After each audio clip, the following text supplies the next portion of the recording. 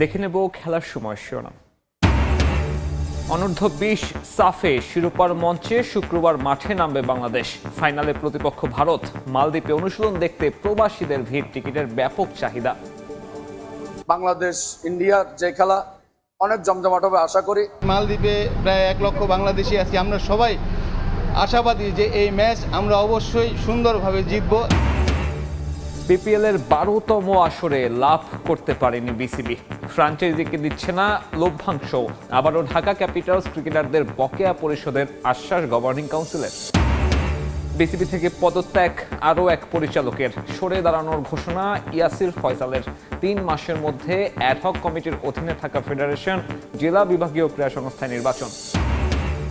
মোস্তাফিজকে নিয়ে মুখ খুলল আইপিএল কর্তৃপক্ষ।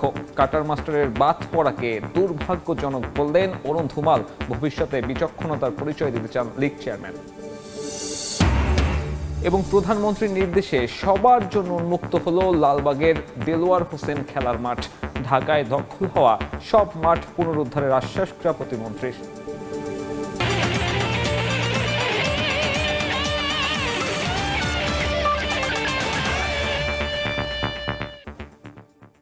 অনূর্ধ্ব-20 সাফ চ্যাম্পিয়নশিপের শিরোপার মঞ্চে উত্তাপ ছড়াচ্ছে বাংলাদেশ ভারত দ্বৈরথ। টাইব্রেকার নয়, নির্ধারিত 90 মিনিটেই ভারতীয় যুবাদের হারিয়ে ট্রফি জিততে চান লাল সবুজ কোচ মার্ক কক্স। অতীতের তিক্ত স্মৃতির কথা মাথায় রেখে প্রতিপক্ষকে নিয়ে বাড়তি সতর্ক অধিনায়ক মিঠু চৌধুরী।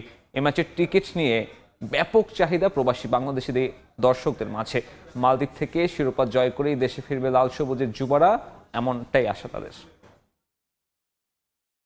একটা ট্রফি, ভারত বাংলাদেশ 2 অধিনায়কেরই চাওয়া কাঙ্ক্ষিত এই ট্রফি। সাফ অনূর্ধ্ব-20 ফুটবল চ্যাম্পিয়নশিপের শুরু থেকেই দুর্দান্ত পারফর্ম করেছে বাংলাদেশ ও ভারত। শিরোপার মঞ্চে তাই যোগ্য হয়েই নামছে এ 2 দল। আসরের ভেন্যু মালদ্বীপে প্রায় 1 লাখ বাংলাদেশির বসবাস। ম্যাচের আগে অনুশীলনে বাংলাদেশ দলকে উৎসাহ যোগানোর পাশাপাশি তাদের অনুশীলন দেখতে ছুটে যান প্রবাসী বাঙালিরা। সবার আগ্রহের কেন্দ্রে ছিলেন রোডান সুলিভান ও ডেকলান সুলিভান। সবার চাওয়া প্রাকৃতিক সৌন্দর্যে ভরপুর দ্বীপরাষ্ট্রটিতে তাদের চোখ ধাঁধালো নৈপুণ্য উপহার দেবে লাল সবুজ।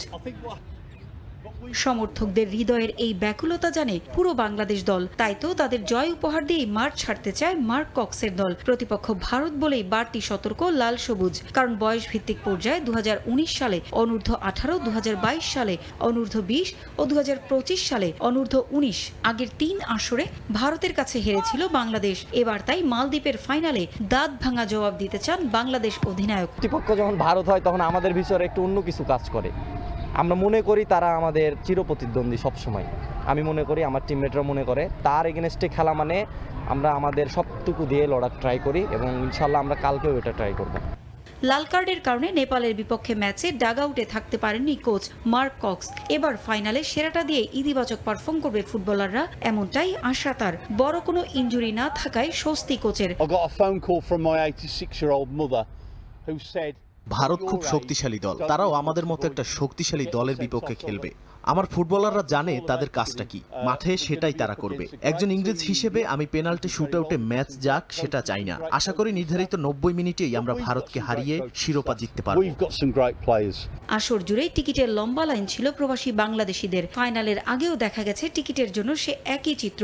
সমর্থকদের আশা শিরোপা নিয়েই মালদ্বীপ থেকে দেশে ফিরবে বাংলাদেশ। মালদ্বীপে প্রায় 1 লক্ষ বাংলাদেশি আছি। আমরা সবাই আশাবাদী যে এই ম্যাচ আমরা অবশ্যই সুন্দরভাবে জিতব। এরকম হয় আমরা আশাবাদী বাংলাদেশ অবশ্যই জিতবে।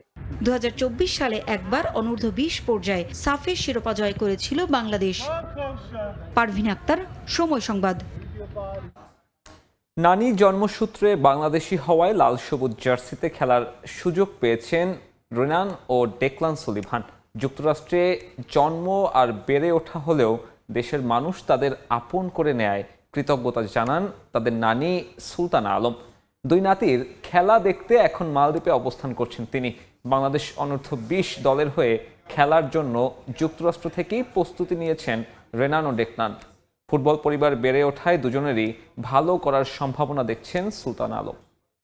আমি খুবই কৃতজ্ঞ যে আমার নাতিদের জায়গা পেয়েছে এখানে। বরাবর আমার শখ ছিল যে আমাদের দেশের জন্য যদি ইনভলভ হয় খুব ভালো হয় আর কি। হ্যাঁ, তো তো যে ওরা যে বেশ ভালোই করছে এখানে, এটা দেখে ভালো। আর সবচেয়ে বেশি যে ওদেরকে কিরকম ভাবে দেশের লোক বুকে নিয়েছে, হ্যাঁ, আমার এটা খুব ভালো লাগছে। তার জন্য আপনাদের সবাইকে ধন্যবাদ। আবার অনেক দিনের পরে স্বপ্নটা আজকে মিটলো আর কি, বুঝলেন? তার জন্য আপনারা যে ওদেরকে বুকে নিয়েছেন, খুব ধন্যবাদ। তো বাংলাদেশকে খুব ভালোভাবেই দেখে আর কি, হ্যাঁ। আর ওদের একটু দুঃখ যে ওরা বাংলায় কথা বলতে পারে না, কিন্তু ওদের টিমমেটের সাথে খুব ভালো রিলেশনশিপই হয়েছে আর কি। তা আশা করি যে ওরা আবার ফিরে আসবে আর কি। ওর বাপের একটা সকার একাডেমি আছে, ওর দাদাও সকার শেখায়, মানে বুঝলেন না, ওদের পুরো ফ্যামিলি এটার মধ্যে জড়ো আছে। ওরা যে এখানে আসলো, ওরা প্রতিদিন 1 ঘন্টা আগে ঘুমিয়ে যাতে আমাদের টাইমের সাথে মেলে, এসব খুব ডিসিপ্লিন। ওরা দুজনে এসে আমার থেকে আশীর্বাদ নিল আর কি। বিরাট একটা পাওয়া, বিরাট পাওয়া। আর ওর বাপ মা খুবই ভালো, ও বাপ মা ওদেরকে খুব ভালো করে মানুষ করেছে।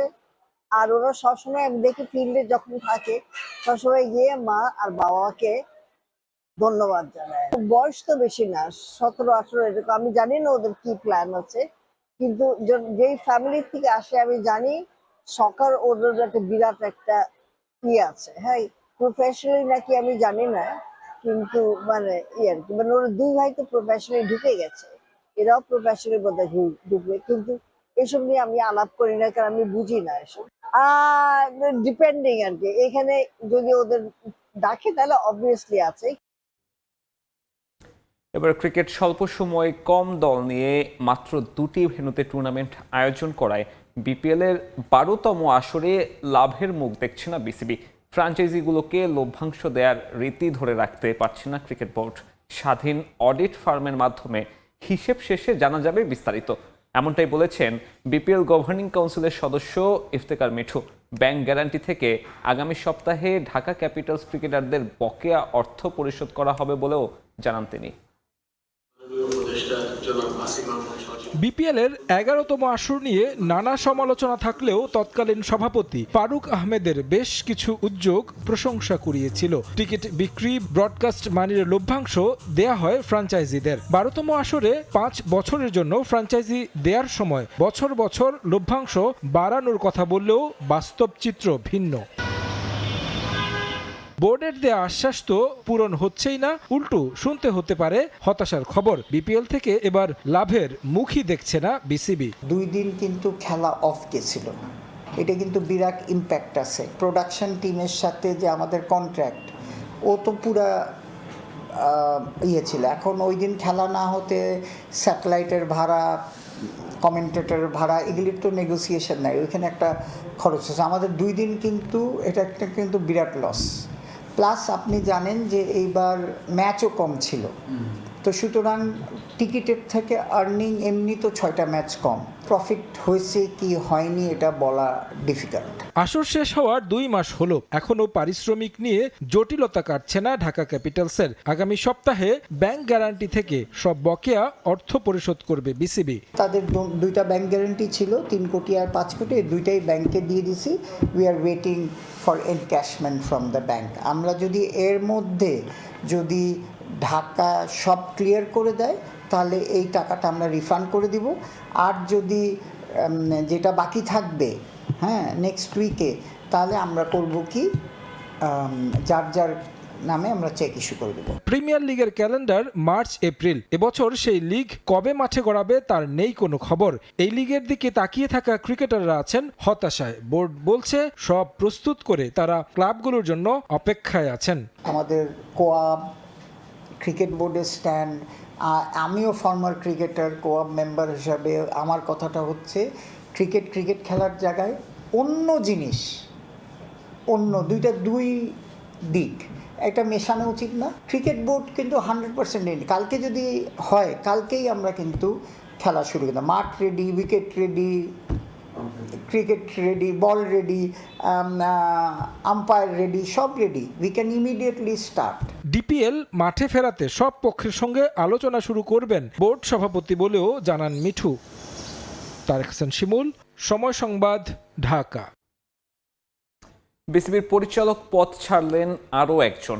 এবার জাতীয় ক্রীড়া পরিষদ কোটায় পরিচালক হওয়া ইয়াসির মোহাম্মদ ফয়সাল আশিক বোর্ডের কাছে নিজের পদত্যাগপত্র জমা দিয়েছেন। ব্যক্তিগত কারণেই সরে দাঁড়িয়েছেন বলে জানিয়েছেন তিনি। এ নিয়ে বিসিবি নির্বাচনের মাত্র 6 মাসের মধ্যে 3 জন পরিচালক পদত্যাগ করলেন। ক্রিকেট বোর্ডে পদত্যাগের হিড়িক। পরিচালকদের পদত্যাগের তালিকায় যুক্ত হলো আরও একটি নাম, ইয়াসির মোহাম্মদ ফয়সাল আশিক। জাতীয় ক্রীড়া পরিষদ এনএসসি কোটায় বোর্ডে আসা পরিচালক 6 মাস না যেতেই বললেন বিদায়। এরই মধ্যে বোর্ডে পাঠিয়েছেন অফিসিয়াল লেটার। ব্যক্তিগতভাবে জানিয়েছেন বিসিবি সভাপতি আমিনুল ইসলাম বুলবুলকেও। আপনি নাকি বিসিবি পরিচালকের পদ থেকে পদত্যাগ করেছেন। জি জি, প্রেসিডেন্ট বরাবর দিয়েছি, বুলবুল ভাইকেও আমি জানাই দিয়েছি। ওভার ফোনে কথা হয়েছে। জি। ত্রয়োদশ জাতীয় সংসদ নির্বাচনের পর ক্রিকেট বোর্ডেও ভিন্ন হাওয়া। অন্তর্বর্তী সরকারের সময় অনুষ্ঠিত নির্বাচনের স্বচ্ছতা নিয়ে রয়েছে প্রশ্ন, আর এ নিয়ে ক্রীড়া পরিষদ গঠিত 5 সদস্যের কমিটির তদন্ত কার্যক্রম চলমান। ঠিক সেই সময়ে এনএসসি মনোনীত একজনের পদত্যাগ নানা প্রশ্নের জন্ম দিচ্ছে। এর আগে পদত্যাগ করেন ক্লাব ক্যাটাগরি থেকে আসা 2 পরিচালক। গত 25 জানুয়ারি ব্যক্তিগত ও পারিবারিক কারণ দেখিয়ে সরে দাঁড়ান গেম ডেভেলপমেন্টের প্রধান হিসেবে দায়িত্ব পালন করা ইশতিয়াক সাদেক। যদিও পরে জানা যায় বোর্ডের বিভিন্ন সিদ্ধান্তের বিষয়ে অসন্তোষ ছিল তার। এরপর মিডিয়া কমিটির চেয়ারম্যানের পদ থেকে সরিয়ে দেয়া হলে 23 মার্চ পরিচালকের পদ ছাড়ার ঘোষণা দেন আমজাদ হোসেন।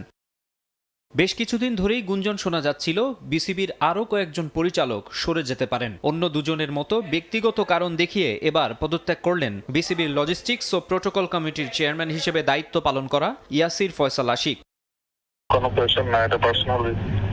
যদিও আগের দুজনের পদত্যাগপত্র এখনও অফিসিয়ালি গ্রহণ করেনি বিসিবি। 4 এপ্রিল সভায় ইয়াসির ফয়সালের ব্যাপারেও একই রকম সিদ্ধান্ত নিতে পারে বোর্ড।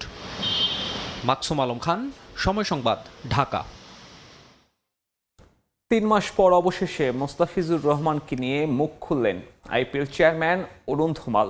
পুরো ব্যাপারকে দুর্ভাগ্যজনক আখ্যায়িত করে সরকারি হস্তক্ষেপের কথা অস্বীকার করেছেন তিনি।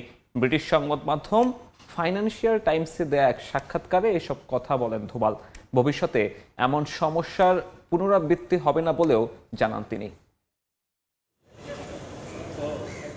সময়ের পরিক্রমায় বদলে গেছে অনেক কিছুই। বাংলাদেশের সরকার বদল হয়েছে দেশের ক্রীড়া মন্ত্রণালয়ে। তবে এত সব বদলের মাঝে বিশ্বকাপ হাতছাড়া হবার ক্ষত এখনো টাটকা।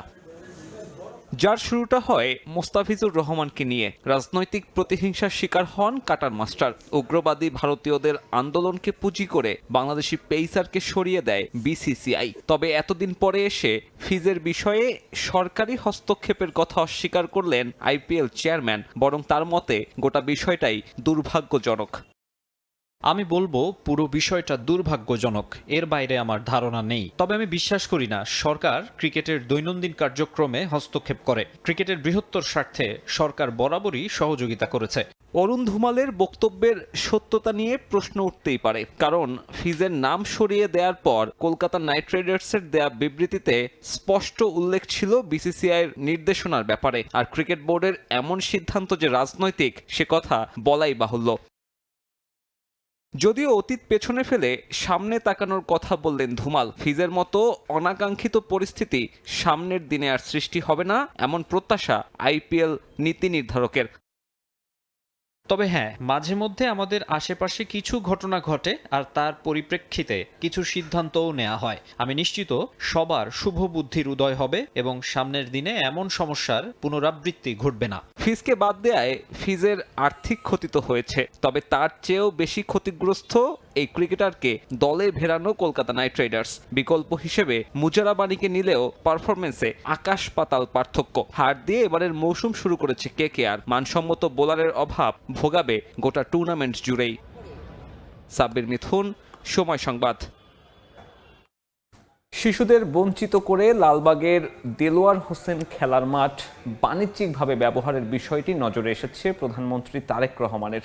তার নির্দেশে মাঠটি পরিদর্শন করে সবার জন্য উন্মুক্ত করেছেন যুব ক্রীড়া প্রতিমন্ত্রী আমিনুল হক। এ সময় ঢাকার দখল হয়ে যাওয়া সব মাঠ পুনরুদ্ধারের প্রতিশ্রুতি দেন তিনি। জানান নতুন মাঠ তৈরির পরিকল্পনার কথাও। এদিকে আগামী 3 মাসের মধ্যে অ্যাডহক কমিটির অধীনে থাকা বিভিন্ন ফেডারেশন এবং জেলা বিভাগীয় ক্রীড়া সংস্থাগুলোতে নির্বাচন আয়োজনের কথাও জানান তিনি। আমার মনে হয় কথা কম কাজ বেশি করতে হবে, কথা কম খেলতে হবে বেশি। শিশুদের জন্য আছে মাঠ, কিন্তু সেখানে ছিল না খেলার সুযোগ। সরকারি সেই মাঠ ব্যবহৃত হচ্ছিল বাণিজ্যিকভাবে। সংবাদ মাধ্যমের এমন খবর নজরে আসে প্রধানমন্ত্রীর। তার নির্দেশেই লালবাগের দেলোয়ার হোসেন খেলার মাঠ পরিদর্শনে যুব ও ক্রীড়া প্রতিমন্ত্রী আমিনুল হক। পরিদর্শন শেষে মাঠটি সবার জন্য উন্মুক্ত করে দেন তিনি। দিয়েছেন নানা নির্দেশনা। অনেকেই বোধহয় স্থানীয়ভাবে বিভিন্ন কিছুর মাধ্যমে মানে দেখা যায় যে এই খেলার মাঠগুলোকে অনেক সময় বন্ধ করে রাখে। এই মাঠগুলো ওপেন থাকবে, সবার জন্য খেলবে।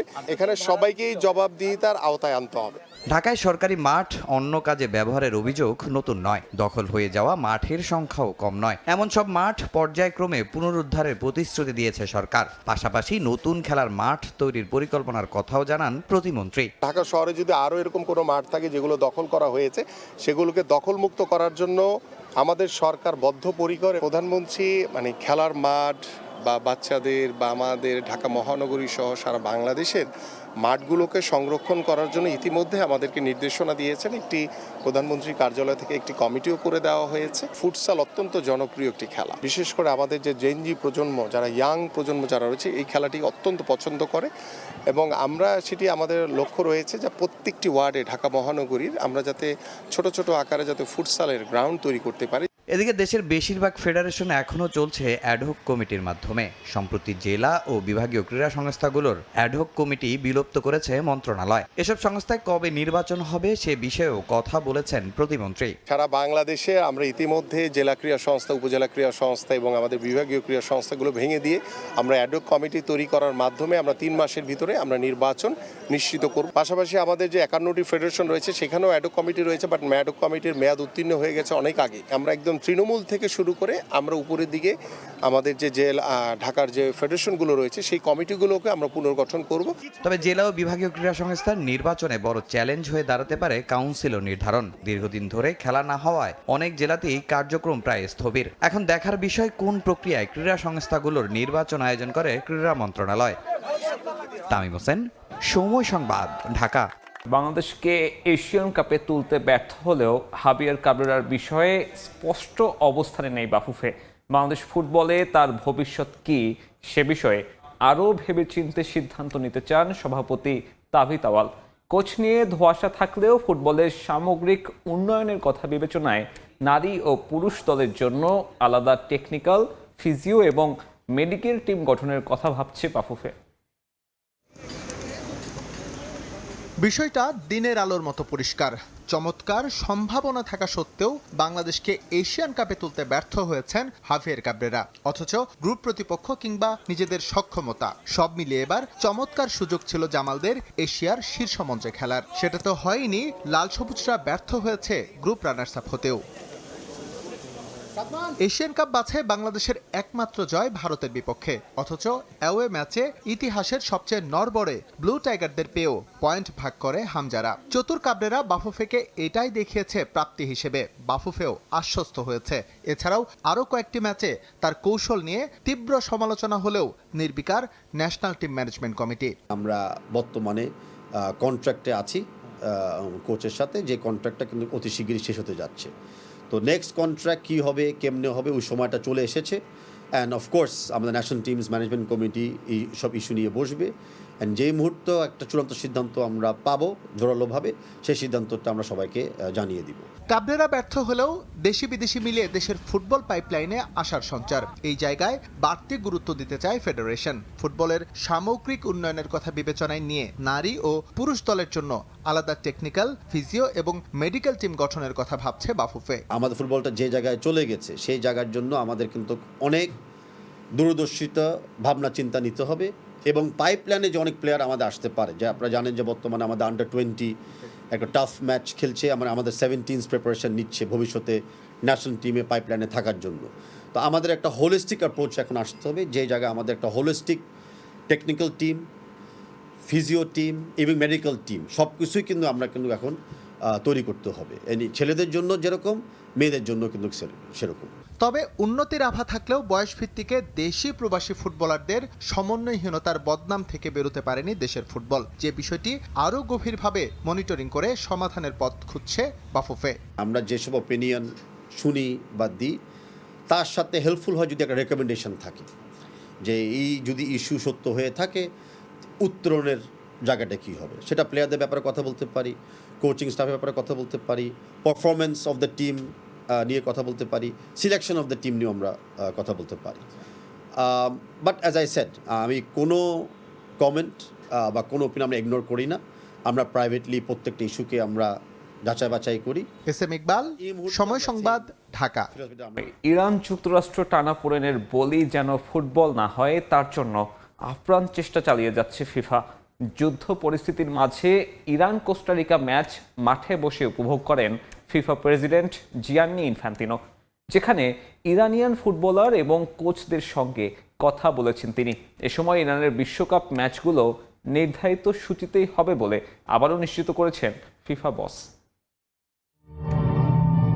ফুটবল এখন আর কেবল খেলা নয় ইরানের কাছে। ফুটবল এখন ইরানিয়ানদের প্রতিবাদের এক শক্তিশালী ভাষা, যার নজির তুরস্কের আন্তালিয়া। মাঠের লড়াই শুরু হওয়ার ঠিক আগ মুহূর্ত ফুটবলারদের হাতে শুধু ফুটবল নয়, ছিল বুক ফেটে আসা হাহাকার। যুক্তরাষ্ট্র এবং ইসরায়েলি হামলায় প্রাণ হারানো নিরাপরাধ শিশুদের ছবি বুকে জড়িয়ে দাঁড়িয়ে রইলেন ইরানের ফুটবলাররা। ফিফা সভাপতি জিয়ান্নি ইনফান্তিনোর চোখের সামনেই যেন মূর্ত হয়ে উঠল যুদ্ধের ভয়াবহতা আর শোকাতুর এক জাতির আর্তনাদ। এই আবেগের আড়ালে লুকিয়ে ছিল এক গভীর অনিশ্চয়তা। চলতি মাসের শুরুতেই ডোনাল্ড ট্রাম্পের এক মন্তব্য আগুনে ঘি ঢেলেছিল। ট্রাম্প বলেছিলেন ইরানি ফুটবলারদের জীবনের নিরাপত্তার স্বার্থে যুক্তরাষ্ট্রে আসা জুৎসই নাও হতে পারে। পাল্টাপাল্টি হিসেবে ইরানের ফুটবল ফেডারেশন প্রস্তাব দিয়েছিল তাদের ম্যাচগুলো যুক্তরাষ্ট্র থেকে সরিয়ে মেক্সিকোতে নেয়ার জন্য। এমনকি তেহরানের ক্রীড়ামন্ত্রী সাফ জানিয়ে দিয়েছিলেন কোনো অবস্থাতেই যুক্তরাষ্ট্রে যাবে না ইরান।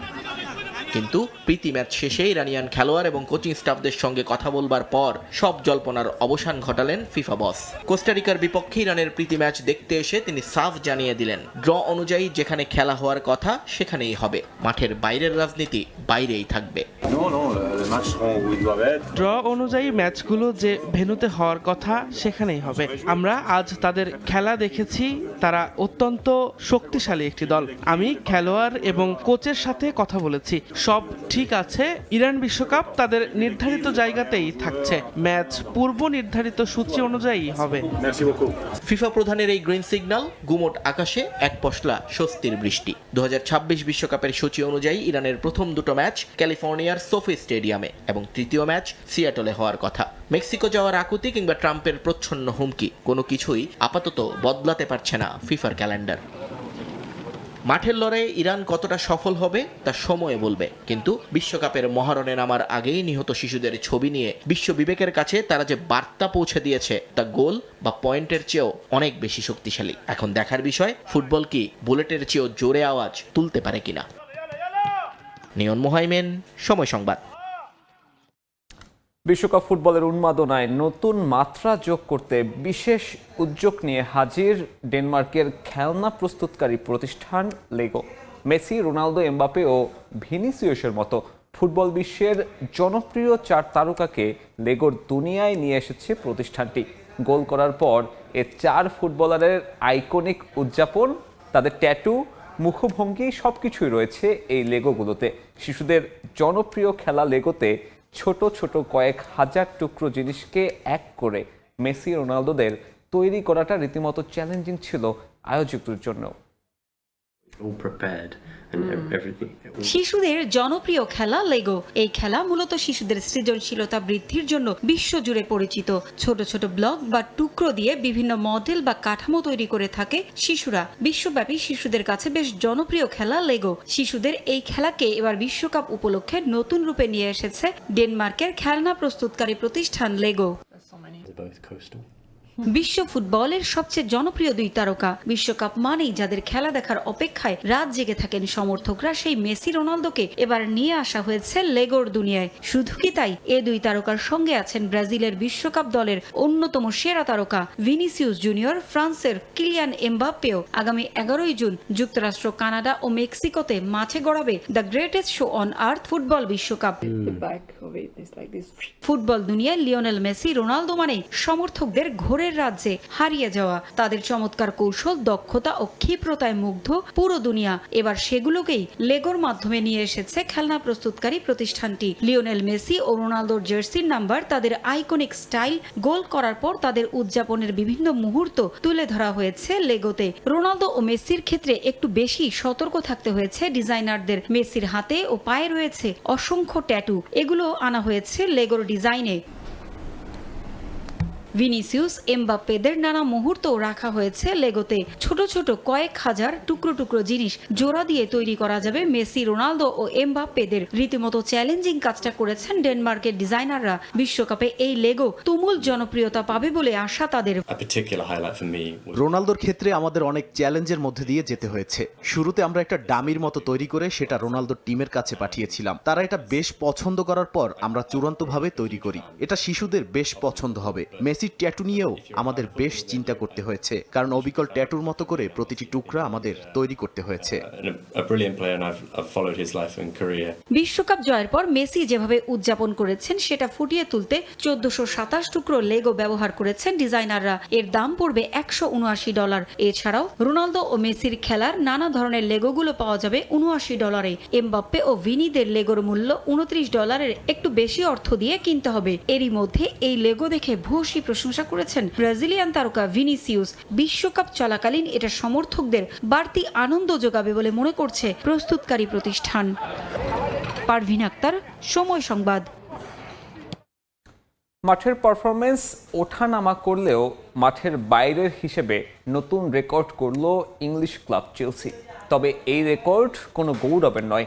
2024-25 মৌসুমে ইংলিশ ফুটবলের ইতিহাসে সর্বোচ্চ বার্ষিক লোকসানের রেকর্ড করেছে দ্য ব্লুজ। জেটবহুলের মালিকানাধীন চেলসি যেন পয়সা খরচের এক অতল গহ্বর। 2024-25 অর্থ বছরের হিসেবে ক্লাবটির রেকর্ড £262.4 মিলিয়ন প্রাক্কর লোকসান করেছে। এর আগে এই অনাকাঙ্ক্ষিত রেকর্ডটি ছিল ম্যানচেস্টার সিটির দখলে। 2011 সালে যাদের লোকসান ছিল £197.5 মিলিয়ন। অথচ এর আগের বছরও উইমেন্স টিম বিক্রির বদৌলতে £128 মিলিয়ন মুনাফা দেখিয়েছিল চেলসি। কিন্তু এক বছরের ব্যবধানেই সেই মুনাফা এখন বিশাল ঋণে পরিণত হয়েছে। শুধুমাত্র লোকসান নয়, ফুটবল এজেন্টদের পেছনে খরচের তালিকাতেও সবার উপরে পশ্চিম লন্ডনের এই ক্লাবটি। 2025 থেকে 2026 সালের ফেব্রুয়ারি পর্যন্ত এজেন্ট ফি বাবদ তারা খরচ করেছে £65.1 মিলিয়ন, যা প্রিমিয়ার লিগের অন্য যে কোনো ক্লাবের চেয়ে দ্বিগুণেরও বেশি। দ্বিতীয় অবস্থানে থাকা অ্যাস্টন ভিলা খরচ করেছে মাত্র £38.4 মিলিয়ন। যদিও ক্লাব কর্তৃপক্ষের দাবি, গত গ্রীষ্মকালীন দলবদলের বাজারে রেকর্ড সংখ্যক খেলোয়াড় বিক্রি করায় তাদের এই এজেন্ট ফির পরিমাণ বৃদ্ধি পেয়েছে। এত বিশাল লোকসানের পরও কি শাস্তি পাবে চেলসি? উত্তরটা আপাতত না। প্রিমিয়ার লিগের প্রফিটেবিলিটি অ্যান্ড সাস্টেইনেবিলিটি রুল অনুযায়ী অবকাঠামো এবং যুব উন্নয়নের বিনিয়োগের অর্থ বাদ দিলে চেলসি এখনো নিয়ম মেনেই ফুটবল পরিচালনা করছে। তবে উয়েফার নজরদারি থেকে মুক্তি মিলছে না ব্লুদের। ইতোপূর্বে নিয়ম ভঙ্গের দায়ে জরিমানা গুনতে হলেও ক্লাব কর্মকর্তাদের আশা, আসন্ন মৌসুমে রেকর্ড £700 মিলিয়ন রাজস্ব আয় করে সব ঘাটতি পূরণ করে ফেলবে চেলসি। এদিকে সাবেক মালিক রোমান আব্রামোভিচের আমলে অনিয়মিত আর্থিক লেনদেনের দায়ও বইতে হচ্ছে বর্তমান মালিক পক্ষকে। সেই সময়ের আর্থিক অসঙ্গতির কথা স্বীকার করে নেয় বড় কোনো পয়েন্ট কর্তন না হলেও বিশাল অঙ্কের জরিমানা গুনতে হতে পারে ব্লুদের। সব মিলিয়ে মাঠ এবং টেবিল দুই জায়গাতেই চ্যালেঞ্জের মুখে চেলসি। বিশাল অঙ্কের এই লোকসান কাটিয়ে উঠতে হলে এখন মাঠের সাফল্যে ফেরার পাশাপাশি কৌশলী আর্থিক ব্যবস্থাপনার কোনো বিকল্প নেই স্ট্যামফোর্ড ব্রিজের কর্তাদের সামনে। নিয়ন মুহাইমিন, সময় সংবাদ। আইপিএল খেলতে যাবার অনুমতি না দেয়ায় ক্রিকেট বোর্ডের বিরুদ্ধেই মামলা করলেন ক্রিকেটার।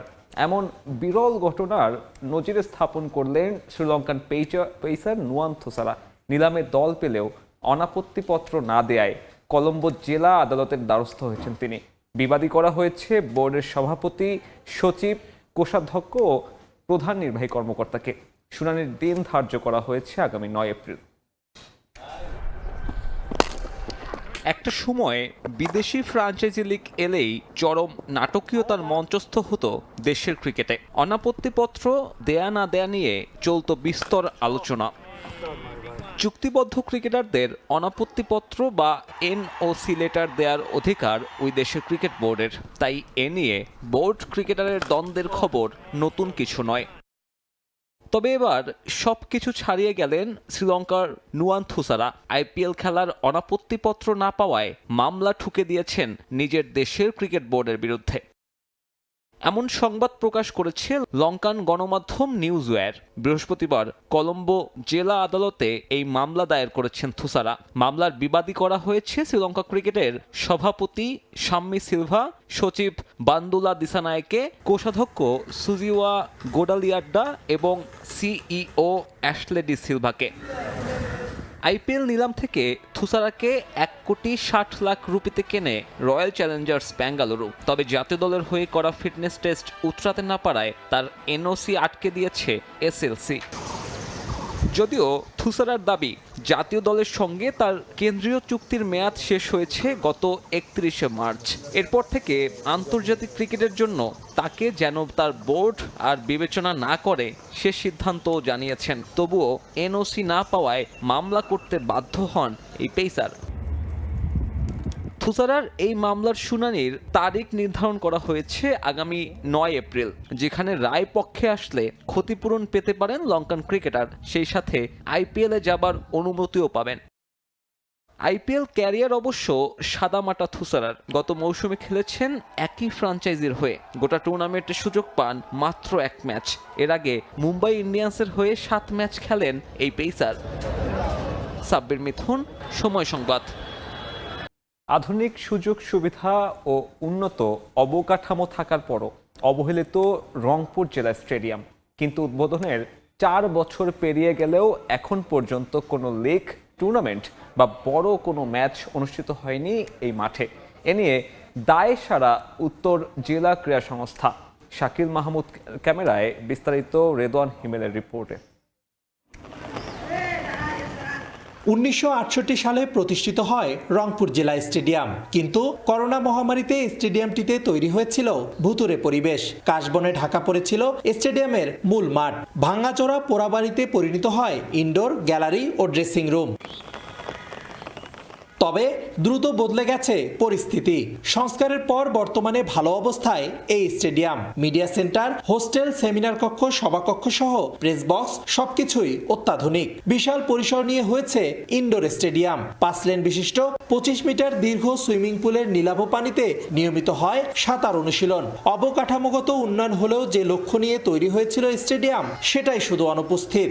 রংপুর স্টেডিয়াম যেহেতু মানে বড় ধরনের আমরা একটা আশা করি, মানে টুর্নামেন্ট আশা করি যে হোক, আমরাও খেলবো ওখানে। আমরা তো সারা বছর প্র্যাকটিস করে কোথাও যেতে পারবো না। প্র্যাকটিস করলে শুধু হবে, তখন আমাদের সুযোগ পাইতে হবে। সরকারের কাছে আবেদন করতে চাই যে এখানে অনেক বেশি করে লিগ হোক, তাতে আমরা এস ভিত্তিক লেভেল থেকে উঠতে পারি, অনেক দূর এগিয়ে যেতে পারি। সুইমিং পুল হয়েছে, স্টেডিয়ামের সংস্কার হয়েছে, একটা ইনডোর হয়েছে, তো এটা খুবই একটা ভালো একটা পজিটিভ দিক। রংপুরে একটি বিভাগীয় এলাকা হিসাবে এখানে নিয়মিত খেলাধুলা, ফুটবল খেলার আয়োজন করা হোক, অন্তত ক্লাবের খেলাগুলো এখানে আয়োজন করা হোক। নিয়মিত খেলাধুলা হয় না রংপুরে। মাঠ থাকার পরেও খেলাধুলা না হওয়ায় আক্ষেপ স্থানীয় সংগঠকদের। আমি যে প্র্যাকটিস করতে পারফর্ম করতে হবে, তো সেই স্ট্রেসটা লাগবে। এই স্ট্রেসটার জন্য নিয়মিত লিগ প্রয়োজন। পদাধিকার বলে জেলা ক্রীড়া সংস্থার প্রধান জেলা প্রশাসক। কর্মপরিকল্পনা করে রংপুরে নিয়মিত টুর্নামেন্ট আয়োজনের দায়সারা আশ্বাস জেলা ক্রীড়া সংস্থার। নির্বাচনী কার্যক্রম সহ অন্যান্য কার্যক্রমে শুধু খেলোয়াড়রাও কিন্তু এই কাজে ব্যতিব্যস্ত ছিল অনেকেই, অনেক ক্ষেত্রে। তো কাজেই সব মিলিয়ে আমাদের যে কার্যক্রম নতুন করে গতি সঞ্চার হবে। যুব ক্রীড়া মন্ত্রণালয়ের অর্থায়নে 2019 সালে 41 কোটি 18.5 লাখ টাকা ব্যয়ে media centre, indoor stadium, hostel, seminar room, সভাকক্ষ সহ প্রেস বক্স আধুনিকায়নের কাজ শেষ হয়। অধিকতর উন্নয়ন শীর্ষক প্রকল্পের আওতায় সুইমিং পুল নির্মাণ করা হয়েছে প্রায় 11 কোটি টাকা ব্যয়ে। রেদওয়ান হিমেল, সময় সংবাদ, রংপুর। এ পর্যায়ে খেলার সময়ের শীর্ষ সংবাদ জানিয়ে দিচ্ছে আরেকবার। অনূর্ধ্ব-20 সাফে শিরোপার মঞ্চে শুক্রবার মাঠে নামবে বাংলাদেশ দল। ফাইনালে প্রতিপক্ষ ভারত। মালদ্বীপে অনুশীলন দেখতে প্রবাসীদের ভিড়, টিকিটের ব্যাপক চাহিদা। বাংলাদেশ ইন্ডিয়ার যে খেলা অনেক জমজমাট হবে আশা করি। মালদ্বীপে প্রায় 1 লক্ষ বাংলাদেশি আছি, আমরা সবাই আশাবাদী যে এই ম্যাচ আমরা অবশ্যই সুন্দরভাবে জিতব। বিপিএলের 12তম আসরে লাভ করতে পারেনি বিসিবি। ফ্র্যাঞ্চাইজিকে দিচ্ছে না লভ্যাংশ। আবারও ঢাকা ক্যাপিটালস ক্রিকেটারদের বকেয়া পরিশোধের আশ্বাস গভর্নিং কাউন্সিলের। এবং বিসিবি থেকে পদত্যাগ আরও এক পরিচালকের। সরে দাঁড়ানোর ঘোষণা ইয়াসির ফয়সালের। 3 মাসের মধ্যে অ্যাডহক কমিটির অধীনে থাকা ফেডারেশন ও জেলা বিভাগীয় ক্রীড়া সংস্থায় নির্বাচন।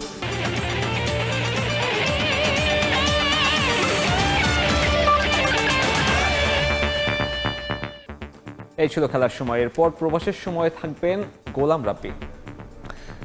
সাব্বির মিথুন, আপনাকে ধন্যবাদ। প্রবাসী সময় নিয়ে আসছে কিছুক্ষণ পর, সঙ্গেই থাকুন সময়।